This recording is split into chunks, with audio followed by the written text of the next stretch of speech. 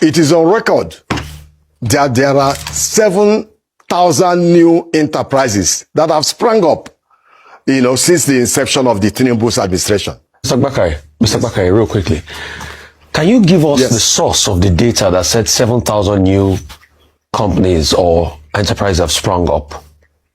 Can you give us the source of that data? That's number one question, briefly.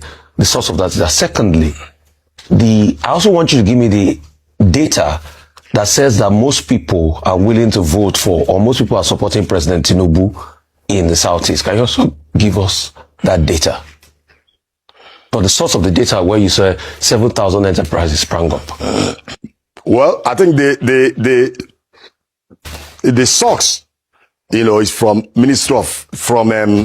Bank of Industry, as well as Ministry of Trade and Investment. I have what Bank of Industry said. 7,000. No, I have what Bank of Industry said. They didn't say 7,000 new enterprises sprang up. They didn't say that. So I have the data in front of me. That's what I'm asking you. Wait, Mr. Rufai. Yes. I told you that Bank of Industry released 636 billion. That's what I told you. And that people in the Southeast are also beneficiaries. No, you said no. You said no. You said that since President Tinubu got in, 7,000 industries did spring up. That's why I'm asking, where did you get that data from? I said You said 7,000 industries sprang up. I said 7,000. I said no. Enterprise. I didn't say industry. I didn't say. I said 7,000. No, enterprise sprang up. Let me enterprise. I said yes. That's what you said. So I said, give me the data that showed that 7,000 enterprise sprang up. That's all I'm asking for. And then also give me the data that showed that most people in the Southeast are now in support of President Tinubu. Give me those data sets. Okay, I think we have to go if he doesn't have. In respect of the 7,000 enterprises, it's quite clear.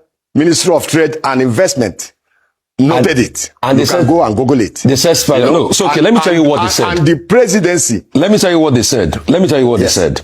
They didn't say 7,000 new enterprise sprang up. They talked about over 636 billion, being spread across 7,000 enterprises across the nation. So they are pre-existing. They are not new enterprises that sprang up. So your data set was false. What you said was false. Secondly, you have not given us the data. We are just saying. No, we are not saying the same thing. You said they sprang up. That means they just started. This data is saying that was dispersed across pre-existing 7,000 enterprises. So what you said was false. Okay. Thank you. Okay.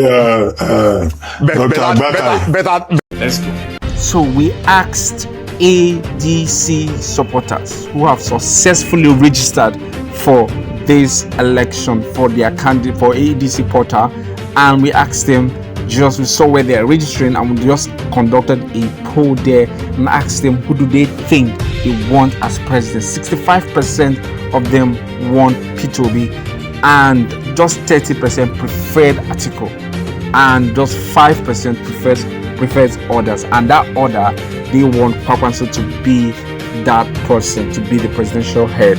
And then when we asked who the Northerners alone, who do they prefer in general, you can see there the Northerners, all the Northerners, 70% vote for them in the North wanted Atiku. Then Obi got 30% among the Northerners there. There's 0 for others.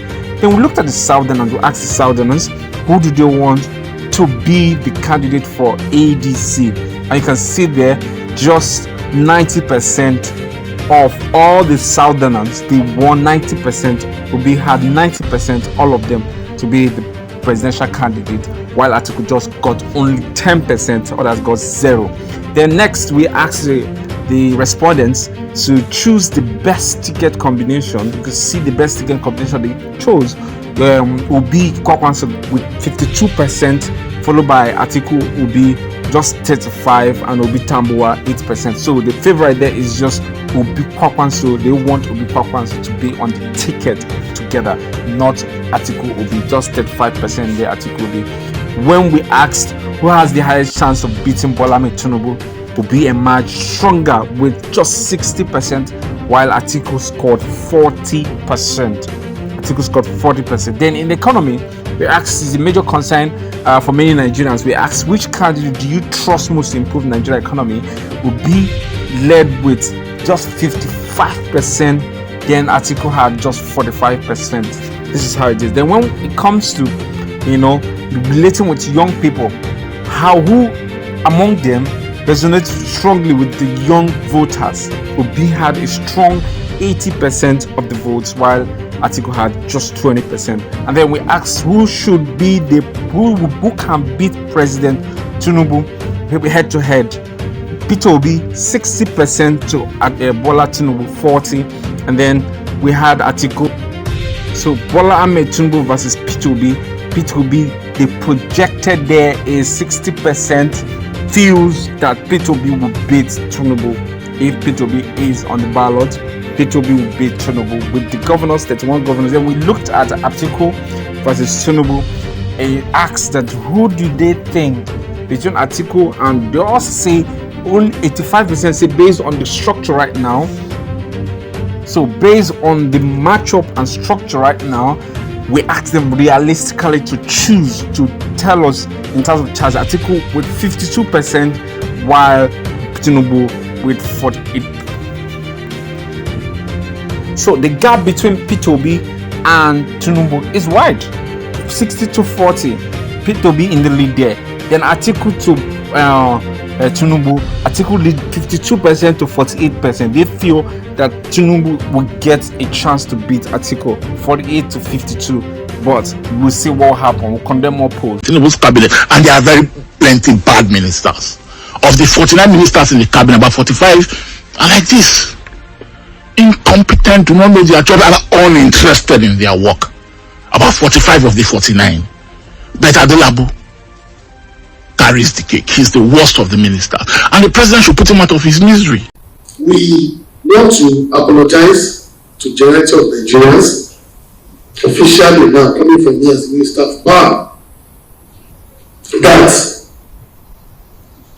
for this temporary issue that is leading to hardship in experience, especially during this dry season, where there is so much heat everywhere, where businesses are also being affected, where schools have been affected, where industries have been affected. It is not our wish to find ourselves in this situation, but it's some factors that's actually beyond our control. If you have traversed this country, you will know that our energy crisis is the single biggest problem this administration inherited and has failed to fix. At Chatham House, shortly before the elections, when presidential candidates travel to London, go to Chatham House, make policy statements, President Tinubu said clearly that the power sector is broken. It needs fixing, and I will fix it. And if I don't fix it, don't vote for me for the second term if you vote for me for this first term to win. So if you vote for me, I will fix the power problem. If I don't fix the power problem, don't vote for me for the second term. It was a commitment in words and on paper that this candidate made when he went to contest the election. And that is what politicians do. They make promises, and the citizens have the responsibility to hold them to account on the basis of those promises. At the end of the day, that was at dawn. Now at sunset of the administration, power is worse than the president met it. I mean, Adelabu yesterday was saying before the end of the year, that's 6,000 megawatts. 6,000 measly megawatts. I think Tinubu met it thereabouts. So the Tinubu government for 3 years plus did not add 1 megawatt. If I reduced megawatts. And then I look at Nigeria, giant of Africa. Nigeria know they carry last. And I think of South Africa, there at the edge of the continent. 60,000 megawatts installed, 10,000 megawatts of renewable energy added to it. Look up at Egypt, 58,000 megawatts installed. About 4,000 megawatts of renewable energy added to it. These are countries with leaders. Countries, that have emerged through tough times and have been able to fix public challenges. In Nigeria, yeah, it's one drama after the other. So Adelabu said yesterday at this function he was attending, and it was the first time he's speaking for months, against the backdrop of the fact that news emerged that he probably will not resign because he's not going to get the APC ticket to run for governor in Oyo State, so he might remain as minister. And then he says he's apologizing to Nigerians. Everywhere in history, in the books I have read, from the First World War to the turn of the century, the other century, to the Second World War, to the Cold War years, when leaders fail, they throw in the towel. When leaders fail, they apologize and they throw in the towel. So when I saw that video of Adelabu yesterday, of course, I sounded more like MC Olomo, because I just finished watching MC Olomo 7 minutes of Kantika. Yes, there was a video yesterday of MC Olomo. He is battling for the chairmanship of the NURTW in Abuja, and yesterday he claimed that he won it. So he gave an interview for 7 minutes in vernacular. I've just finished watching that when I transited to the Adelabu video, and there was no difference really. The only difference was in language. MC Olomo spoke in Yoruba. Mr. Adelabu was trying to speak in English, but it comes across very much like MC Olomo. And then he's saying it is circumstances. Also circumstances beyond our control. A lousy language, to admit incompetence and stay on the job. I thought he was going to wail, cry, and then offer his resignation, that he has failed in this power sector, and that for 3 years now he has been unable to fix the power sector or put bulbs up. So he's resigning because I thought that was, and then he will cry.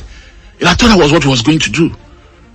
But he ended up saying, Mokuna no vex, his election year will do better. We'll do like we did before, and that before the end of the year, that 6,000 megawatts. The Minister of Power is miserable. The president should put him out of his misery by sacking him. I've always advocated for this from the first day. See, Adelabu unraveled very quickly for me. He's the worst minister in President Tinubu's cabinet, and there are very plenty bad ministers. Of the 49 ministers in the cabinet, about 45 are like this. Incompetent, do not know their job, and uninterested in their work. About 45 of the 49. But Adelabu carries the cake. He's the worst of the ministers. And the president should put him out of his misery by sacking him. Adelabu unraveled very quickly before my eyes when he started carrying power bank up and down. Minister of Power, load power bank, big power bank, like you load it and be walking about with it. And then he told Nigerians in the very heyday of the administration that you should off AC. And freezers. And off your freezer. A very defeatist approach to getting that position. I think President Tinubu toyed with the power ministry and he failed in his promise. He failed in his own promise of fixing the sector. He agreed that the sector was broken. It's been broken since 1999. The Obasanjo government spent billions to try to fix power, didn't fix it. Buhari came, traveled to Germany, and they talked about cement. They abandoned it. Tinubu made a promise on the eve of the elections that if I win, I will fix this system because I know and I realized it was broken. And then shortly after the elections, there was talk that he was going to appoint Rufai, the accidental public servant who became governor of Kaduna State for 2 terms, as power minister. Rufai comes with a reputation of a fixer. So people were saying that would not be a bad appointment, but they fell out too soon. And then he appointed this ex-central banker, who this is an egghead, grandson of Adelabu Adegoke, and a first-class brain as Minister of Power. But you can see how scandalously and spectacularly this man filled out this job. Nigeria is in darkness, core darkness. There's no denying it. There's no point. The businesses are collapsing. Small businesses, the one that requires small power to survive, they've all collapsed. My barber doesn't open his shop again, so he comes to my house. Sunday morning he comes and come and collect his 5K for barbing my hair. And that's, I think, the only business he does. Open your shop now, I say, I don't get money for fuel. This is the story of Nigeria. An energy crisis that has engulfed this country and has been made worse by the incompetence of public officials appointed to positions to try to fix it. Adelabu was the one who stratified Nigerians into bands. One of his first act of duty in the Ministry of Power is to stratify Nigerians and put them into bands. Something in itself that looks like discrimination amongst the citizens of this country. He did it and got away with it, and I think he had the tacit approval of the presidency anyway to do that. And then on the head of the administration, he has come to apologize to Nigerians and say, don't worry, we didn't do it, but we'll do it. I was embarrassed for him. There's the argument that they still have time. I mean, that after all, 4 years is not yet over. They think they have time? If he didn't fix it in 3 years, he won't fix it now. I thought I was saying yesterday, election don't come now. What I'm saying is that we are near election. And you know in Nigeria, once it's near election, administration don't end. Unofficially, the administration of Bola Tinubu has ended. The first time. Yeah, I mean, it really doesn't last 4 years. That's why they say that you must set forth at dawn. Apologies to Wole Soyinka, a very good prof, a friend of Bola Tinubu. You must set forth at dawn. You must start this thing in the morning. So by evening, you will have arrived at where you want to go. But this is sunset already. And they've made power worse.